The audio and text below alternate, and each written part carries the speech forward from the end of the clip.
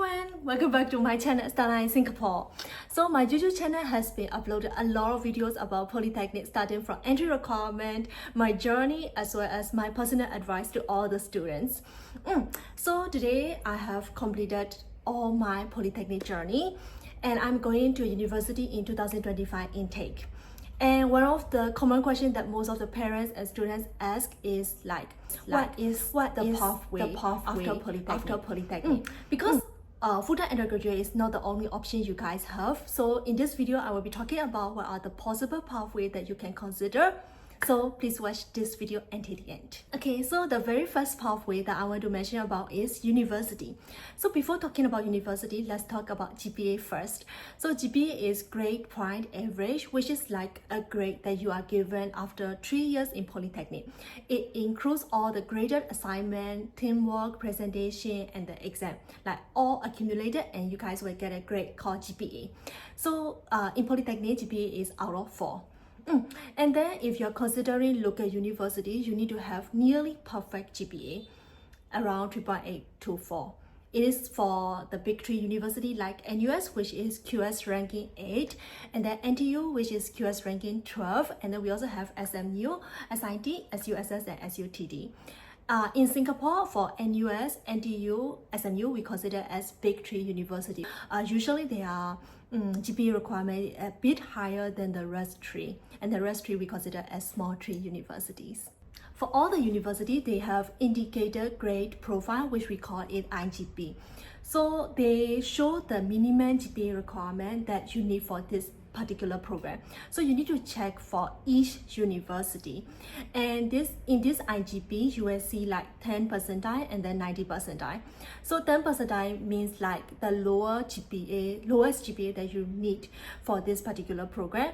However, all these indicator grade profile that show in their website are less tier 1.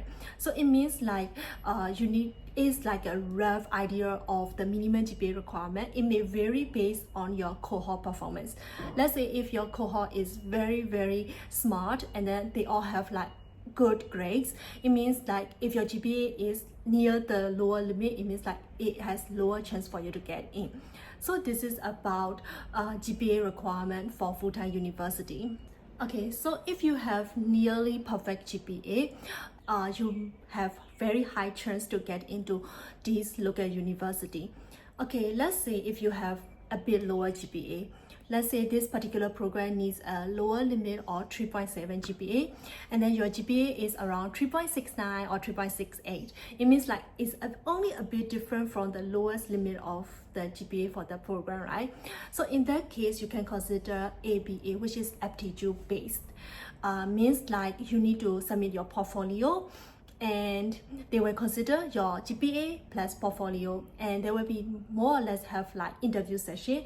They will interview whether you suit for their program or not.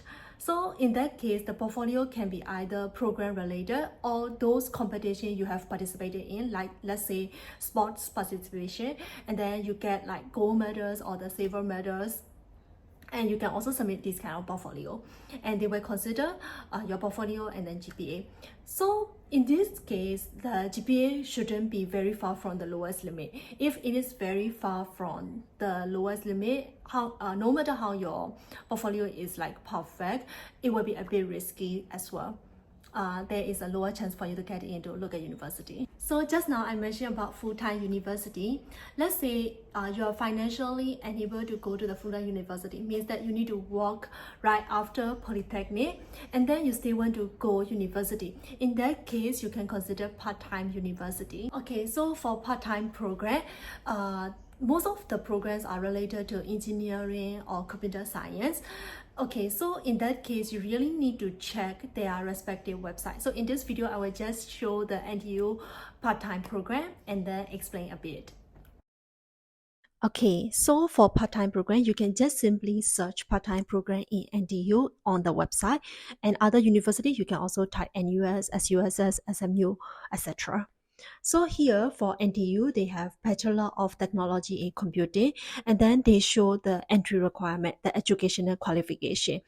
And if you do not meet their educational qualification, you can also show your related work experience. And there are also other compulsory requirements like 21 years old, and then you need to have 2 years of full-time working. Let's say you are not 21 years old yet, and then you do not have full-time 2 years of full-time working experience. You can also have like the company sponsor you, or you can currently employ in a job that is related to your study.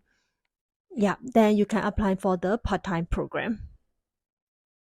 Unfortunately, there is no more part-time program in electrical, electronic engineering, and mechanical engineering from 2026 academic years onward. Other than NTU, other university might also have part-time programs. So you really need to check their website to find out whether they have the part-time program for the course that you are interested in.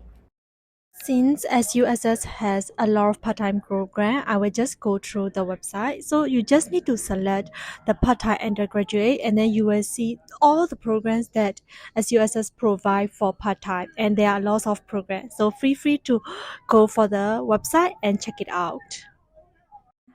I will also provide the link in my description box, so it's easy for you to check out. So let's say you cannot go look at university either full-time or part-time, and you really want to stay in Singapore, then you can consider private university like SIM, PSB, or James Cook. There are lots of private university available in Singapore, so you can check it out. And however, the only drawback is that you couldn't work like part-time job in Singapore. You couldn't do the part-time job in Singapore because they are not eligible to do so. Only public students like Polytechnic students and those students from the local university are eligible to do part-time job.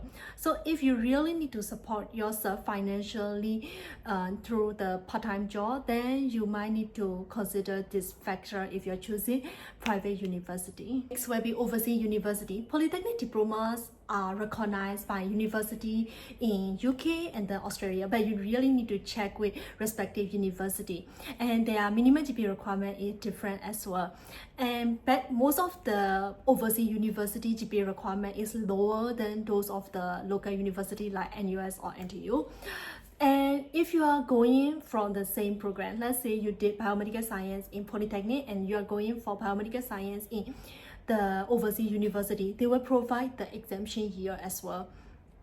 Just a reminder that if you're going overseas university or those universities that you are not taking tuition grant, remember to do the tuition grant deferment. And if you don't know what is tuition grant deferment, you can refer to my previous video. Okay, so the last one will be the full-time job. And I believe most of the international students have taken tuition grant, and we have like 3 years bond. So if you're doing full-time job, it means like you are paying off your tuition grant bonds. For full-time job, right, because we only have diploma, so when we are comparing to degree, it is a bit harder to find a job. Moreover, as an international student or the foreigner, the company needs to apply the pass for you. So for pass, there will be like the website. So I will show here. So you can just simply type work pass in the Google and you will see this under MOM. And they have a lot of different passes, including employment pass, S pass, and then dependent passes, etc. So you can check it out. For most Polytechnic students, if you're working full-time job, we are more related to S pass, which is 3,150 salary that you need to get. And the company will apply the S pass for you. Okay, so these are all about pathway after Polytechnic. You can either go local university, private university, overseas university, or the full-time job. So I hope this video is useful to all of you guys. And then if you have any other questions, please feel free to comment down or send me the message in Stella in Singapore Facebook page or the Gmail address that I put in my description box. So see you guys in next video. Bye bye.